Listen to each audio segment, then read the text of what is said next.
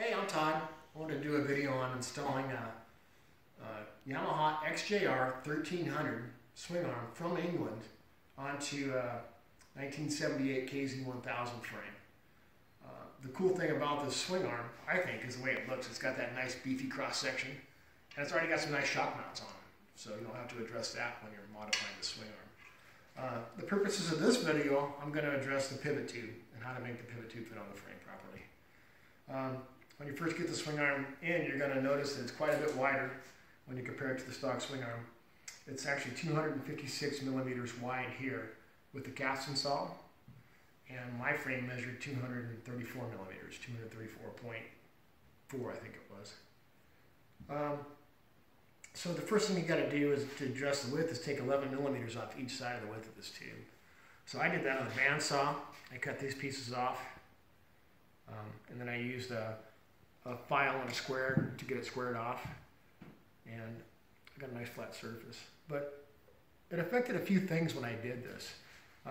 First of all, you can see this reduced diameter. It was about 14 millimeters long, and when I cut this off, I'm left with about a 3 millimeter reduced diameter. So the area that used to interface with this seal had to be ground out. It had two big lips in there, and I took a Dremel and I just, with an abrasive drum on it, and I ran it around in here a couple of times. Just took a couple minutes, and I took those big lip features off, and it fits right on there snug now.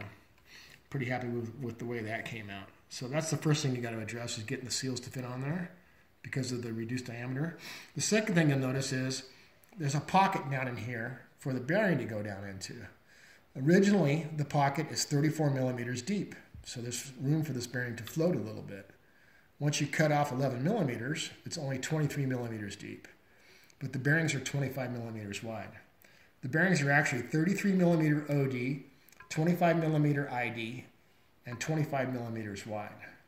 To address this, I ordered the same dimensional bearing, but it's only 20 millimeters wide. I found it online for about $7 a piece.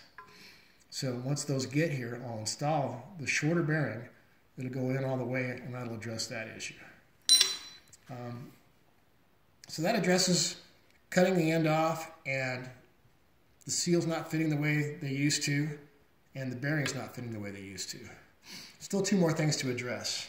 This is the stock sleeve / spacer. It also works as a bushing for these bearings. Bearings right on there.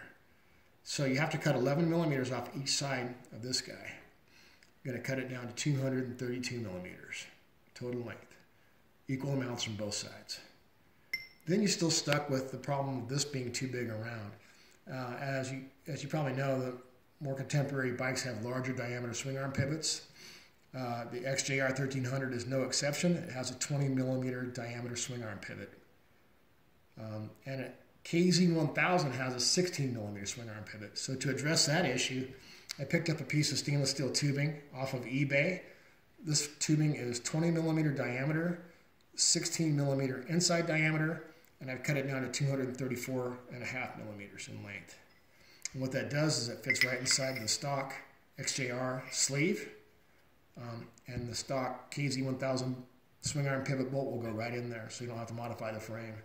All the modifications needed to do this are done on the front of the swing arm. No major tools required. And I think that addresses everything you're going to need to know to make the swing arm fit on your bike. You're going to have to cut 11 millimeters off the side, 11 millimeters off of each side. You're going to have to address the seals, grind them out with an abrasive cutter. You're going to have to address the fact that the bearings won't go in by ordering shorter bearings. You're going to have to cut the spacer down 11 millimeters on each side. You're going to have to create this spacer out of 20 millimeter tubing.